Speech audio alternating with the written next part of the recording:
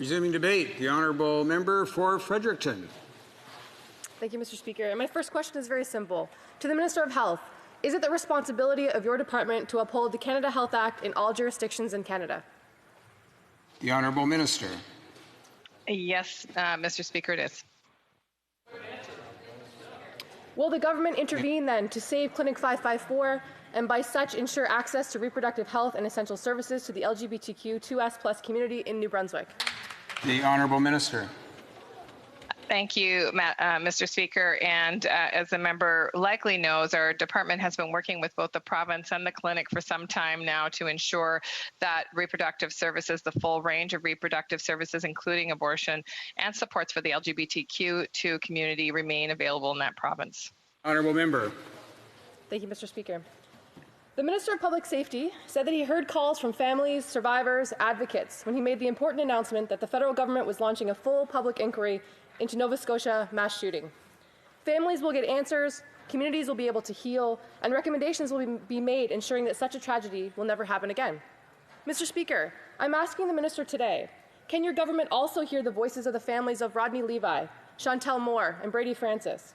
Can you hear the calls from the New Brunswick and British Columbia chiefs, the Indigenous leaders and advocates, and launch a comprehensive, open, and fully transparent inquiry on how the legal and law enforcement systems have failed Indigenous people in New Brunswick?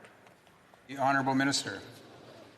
Mr. Speaker, I want to thank the member for this very important question, and we have heard and are listening very carefully. There's ongoing discussions between ourselves, Indigenous leadership, the government of Nova Scotia, or excuse me, New Brunswick in this case, and on this critical issue. And we understand the concerns and the need for answers that people have expressed. We're working with that Indigenous leadership and with the government of New Brunswick. We are committed to getting people the answers that they need and responding appropriately. Mr. Speaker, everyone deserves to live in peace and safety and in a sense of security in every community in this country. We're absolutely committed to that, and we will always listen to the people who are impacted by these tragedies to ensure that we respond in the appropriate way. The honourable member. Thank you, Mr. Speaker. The pandemic has shaken to the core the very way we not too long ago thought how to do business. Walking into a store, trying and touching various items, shaking hands once a transaction is finalized. Businesses had to adapt to the new ways of doing things, and fast. The Fredericton Economic Development Agencies Group, in its effort to respond and advocate on behalf of all businesses, highlighted the need for businesses to obtain support and information on transitioning to or expanding e-commerce options. Does the government have a plan to support businesses make this transition? The honourable minister.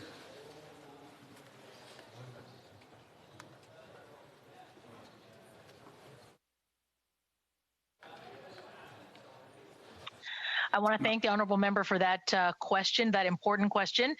We have been talking to businesses all around the country. I was just in an electric tour last week, and absolutely it is our priority to support them and to ensure that they are ever getting more digital and they can count on the government having their back there. The honourable member. Merci, Monsieur le Président. La dernière fois que la loi sur les langues officielles a été complètement révisée, c'était en 1988. J'ai pratiquement le même âge que cette loi. Les communautés de langues minoritaires partout au pays, les intervenants des organisations et des spécialistes ont travaillé fort afin de contribuer à l'étude et le rapport de ces recommandations ont été remis au gouvernement il y a déjà plus d'un an. Je sais que la ministre a à cœur la vitalité des langues officielles, mais avec tant de délais, l'espoir de voir ce projet se concrétiser s'estompe de jour en jour. Est-ce que la ministre peut confirmer que la loi sera belle et bien modernisée sous son présent mandat? La ministre.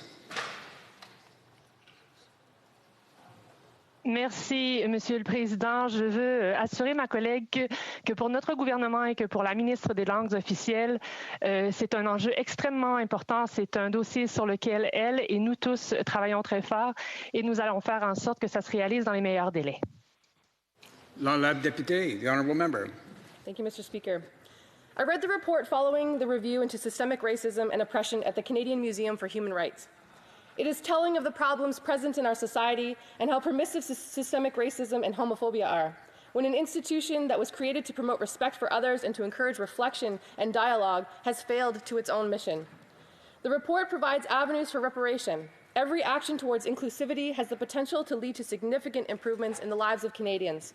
Some recommendations with respect specifically to the language use in communications. My question is for the Minister of Inclusion. Would the government be ready to adopt a gender-inclusive language, remove gender binaries, and adopt Epicen's style of writing in all of its internal and external communications in English et en français? The Honourable Minister. Thank you, Mr. Chair. I really do want to commend the member for just her style in questioning and actually bringing up issues that are in the backyards of Canadians. And these are actually matters that come to my desk often. I am entirely committed under the leadership of this Prime Minister to ensuring that we build back even better and even more inclusive. So yes, these are recommendations that we are considering. I actually understand that the Canadian Armed Forces, under the leadership of this Minister of National Defence, has also brought in gender-neutral pronouns. And also I want to just remind all Canadians that in 2017, royal assent was granted to the amendments we brought forward as a government under the leadership of this Prime Minister to include gender identity and gender expression. We have a lot more work to do, but she has provided me the confidence that together we can get it done. Thank you, Mr. Speaker.